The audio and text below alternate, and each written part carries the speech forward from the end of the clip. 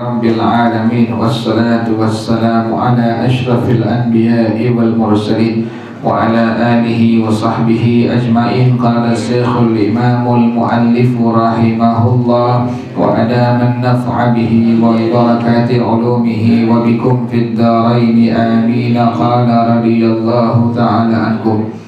Bismillahirrahmanirrahim. Wa ammal mas'alatu tsalitsatu, adapun masalah yang ketiga, fa inna Malikan wa Aba Hanifah qala, maka sungguhnya Imam Malik dan Al-Imam Abu Hanifah radhiyallahu anhuma, keduanya berkata, yuhsabu 'ala rajuli ma akala min thamarihi wa zar'ihi qabla al-hasadi fid nisabi, dihitung atas seseorang sesuatu yang dia makan dari buah-buahannya dan tanaman-tanamannya, dihitung qabla al-hasadi, sebelum dituai sama dia, sebelum dipanen sama dia, fin nisabi, pada nisabnya, dihitung tuh yang dia makan ini hasil panennya berapa, yang dia makan dari hasil buahnya itu berapa, dihitung sebelum dia panen pada masalah nisabnya.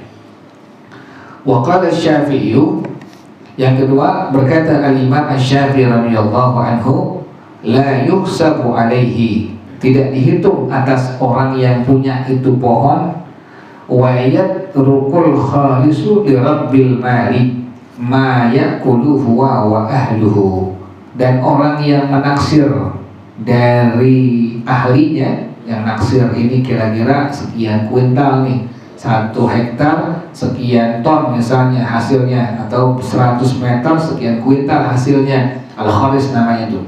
Nah, dia yang meninggalkan untuk orang yang punya harta sesuatu yang dia bakal makan dan untuk anak istrinya, dia ninggalin itu. Setelah dihitung sekian nisabnya ini, tahu ini dari sekian pohon yang ada sekitar 100 meter misalnya, ini adalah zakatnya sekian. Nah, sisain buat yang punya pohon, yang punya kebun, buat dia makan, juga buat anak istrinya makan. Ini pendapat yang kedua dari madhab Al-Imam Asy-Syafi'i radhiyallahu anhu. Jadi yang meninggalkannya untuk dimakan oleh orang yang punya pohon, untuk anak istri orang yang punya pohon adalah al-khalis, orang yang menaksirnya. Kenapa demikian? Ada ikhtilaf seperti itu.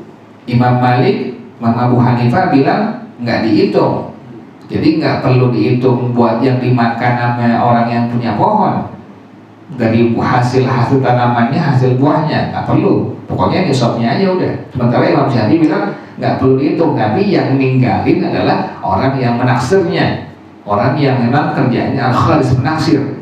Nah, kenapa demikian? Sebabnya wassababu fi ikhtilafihim ma yu'aridul athara fi dhalika minal kitabi wal qiyasi. Sebab adanya perselisihan pendapat para ulama, ada sesuatu yang menyalahi pemahaman dari hadis-hadis yang ada daripada Alkitab, Al-Quran, dan daripada qiyas. Jadi ada pemahaman para ulama berbeda, ngambilnya sama, yang diambilnya hadisnya sama, kemudian Qurannya juga sama, tapi pemahaman yang beda. Inilah yang disebut dengan ma yu'aridul athara.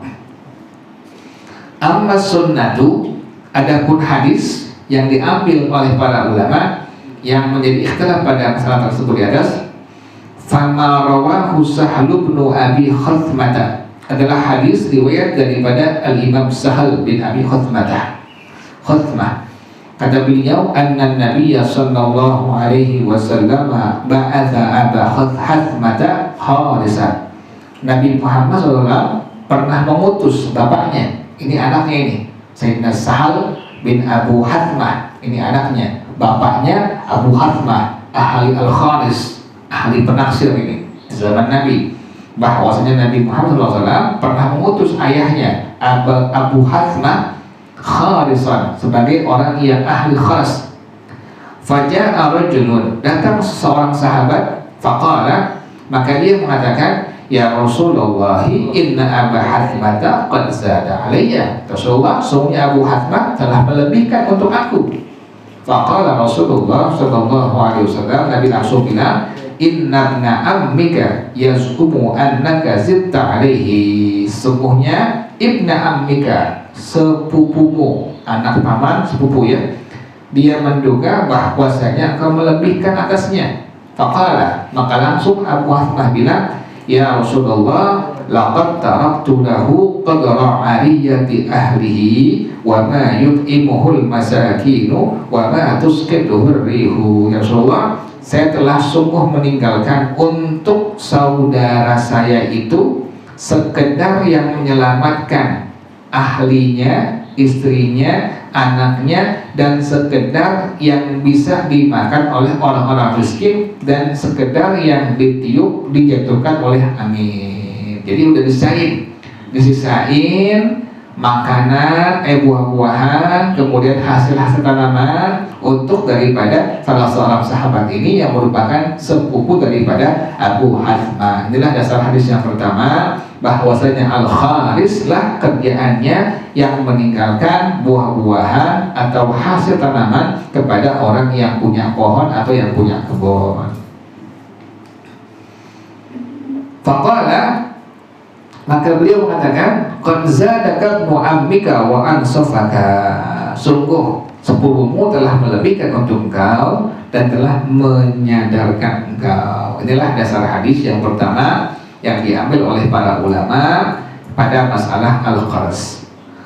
Waruya, yang kedua, riwayatkan hadis anna Rasulullah sallallahu alaihi wasallam qala, bahwasanya Rasulullah bersabda, idza kharastum, apabila engkau melakukan kharas, fada'ahu thulutha, maka tinggalkan sepertiga. Jangan semua dihabisin, jangan semua dihitung buat zakat, sisain sepertiga. Kata Rasulullah SAW demikian, kalau kalian melakukan kharas, maka sisakan, tinggalin sepertiga.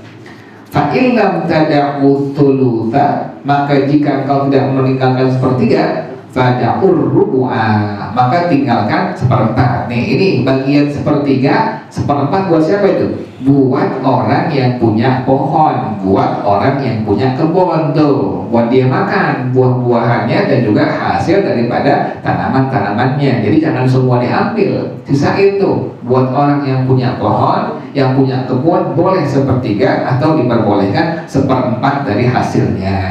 Itu hadis yang kedua yang menjadi dasar ikhtilaf para ulama pada masalah bahwasanya orang yang punya pohon, yang punya kebun, apakah ditinggalkan dari buah-buahan hasil dari kebunnya atau dari tanaman-tanaman hasil kebunnya. Inilah yang merupakan ikhtilaf para ulama dalam memahami itu hadis. Hadis yang ketiga, waruya an Jabirin, riwayatkan dari Sayyidina Jabir bin Abdullah radhiyallahu anhuma, anna Rasulullah sallallahu alaihi wasallam qala, Rasulullah bersabda, khaffifu fil kharsi, ringankanlah pada masalah khars, jangan diperhatiin, jangan diperketat, jangan. Kata Nabi, khaffifu, ringanin, jangan diperketat, jangan diperketat. Kenapa demikian? Fa inna fil mali al-ariyata wal akilata wal wasiyata wal amila wan nawaiba wa ma wajaba min thamari al-haqqi. Maka semuanya pada sebuah harta, yakni pohon, kebun, itu al-aliyah, ada orang yang mesti diselamatkan jiwanya. Tadi itu, ini orang yang punya pohon, yang punya kebun, punya anak, punya istri, itu yang disebut al-aliyah tuh. Anak, istri disebut dengan aliyah. Ini orang yang mesti diselamatkan jiwanya. Jadi jangan sampai semua diambil buat zakat, jangan. Sisain buat orang yang punya pohon, yang punya kebun, karena dia ada aliyah, ada jiwa yang mesti diselamatkan, yaitu anak istrinya. Wal akilah, ada yang makan juga. Wal wasiyah, ada orang yang diwasiatkan juga. Wal amilah, ada pekerjanya. Wal nawaibah, ada wakil-wakilnya. Wa ma wajaba fi thamari nal haqqi, dan juga ada yang wajib hak daripada pohon-pohon tersebut. Makanya jangan semua diambil buat zakat, sisain tuh. Nanti ada yang pengen nyicipin orang-orang miskin, kemudian ada pekerjanya, kudu makan juga. Itu demikian pada masalah al-kharas. Wallahu a'lam bishawab.